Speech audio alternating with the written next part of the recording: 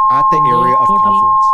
of Once price we pulled don't need back to grand the area, totals because you that's had a kind of candle printed color here anyway. change and one where the wick is We sticking can go out. to the grid, That's when you would look and from inside here you can for a decide trend how big change this and image use a can be. lower By time frame default it will be such as the 75. one on the right, I don't know which what is the 75 2-hour means, time but frame. it is that big.